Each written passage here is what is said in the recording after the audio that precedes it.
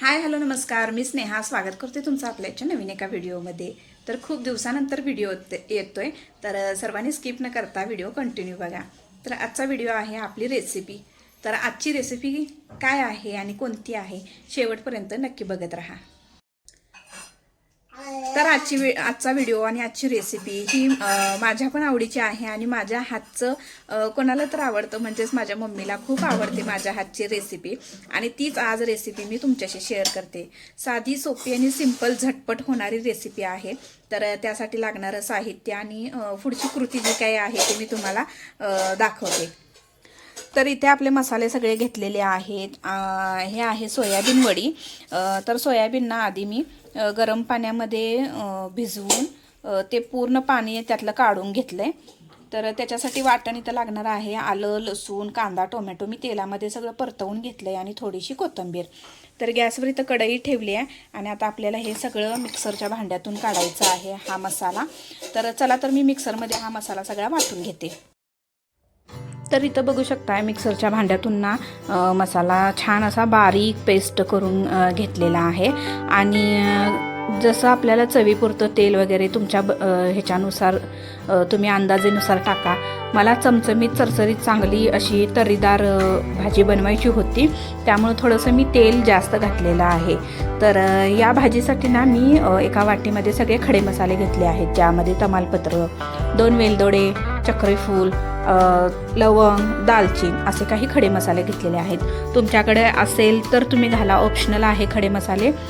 तर खूप छान चवीला होतं आणि खडे मसाल्यांची एक ती चव असते ती भाजीमध्ये उतरते. तर मसाला वगैरे करपू नये त्यासाठी मी एका वाटीमध्ये ना सेपरेटच आपलं कोल्हापुरी लाल तिखट, मीठ, हळद असं घेतलं होतं, थोडंसं हिंगाची पूड, आणि ते चांगलं तेलामध्ये परतवून घेतलं. आणि त्यानंतर तुम्ही बघू शकताय मसाला जो काही आपण केलेला होता वाटण, तर ते वाटण मी त्याच्यामध्ये घालून घेतलेलं आहे. तर आता हे सगळं वाटण आपल्याला छान असं तेलामध्ये परतवून घ्यायचं आहे.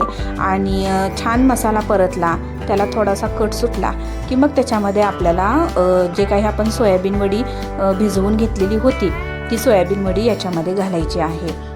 तर मसाला असा छान शिजत आहे, तुम्ही बघू शकताय. तर थोडाफार मसाला शिजला की चांगलं 2-2 मिनटाला मसाला हा आपल्याला परतवून घ्यायचा आहे. एक 5 ते 7 मिनिट हा मसाला चांगला तेलामध्ये शिजू द्यायचा आणि त्याच्यानंतरच जे काही आपली भाजी आहे ती घालायची आहे. तर आता मसाला छान परतत आलेला आहे आणि बघू शकताय मी थोड्या वेळाने मसाला तेलामध्ये चांगला परतवून घेते. तर तुमच्या आवडीनुसार तिखट, मीठ जसं तुम्हाला लागतं तसं त्या पद्धतीनं तुम्ही करा. तर आम्ही 4 लोकांच्या मानाने मी जे भाजी आहे ती बनवलेली होती. तर ही भाजी ना खूप छान चवीला होते. भाजी ज्वारीच्या भाकरीसोबत किंवा चपातीसोबत तुम्ही मस्त अशी खाऊ शकता. तर खूप छान लागते. नक्की एकदा ही रेसिपी ट्राय करा आणि मला कमेंटमध्ये नक्की सांगा कशी वाटली रेसिपी. तर माझी तर खूप छान झाली होती. भाजी परतवून घेतली, भाजी छान अशी थोडीफार त्याच्यामध्ये शिजू दिली आणि त्यानंतर ना मी वरून कोथिंबीर वगैरे चिरून ठेवली होती. तर छान अशी आता इथं आपली भाजी शिजलेली आहे आणि आता बघू शकताय बारीक कोथिंबीर चिरलेली वरून थोडीशी टाकते. तर इथं माझी भाजी रेडी झालेली आहे. अगदी एक 5 मिनटं ठेवून द्यायचं आहे, त्यानंतर आपली भाजी रेडी होईल. तर झटपट होणारा हा पदार्थ आहे आणि ही रेसिपी आहे. नक्की एकदा तुम्ही ट्राय करा. डब्यासाठी वगैरे खूप छान ऑप्शन आहे. तर कसा वाटला व्हिडिओ नक्की सांगा. आवडल्यास लाईक करा, शेअर करा, चॅनलला सबस्क्राईब करा.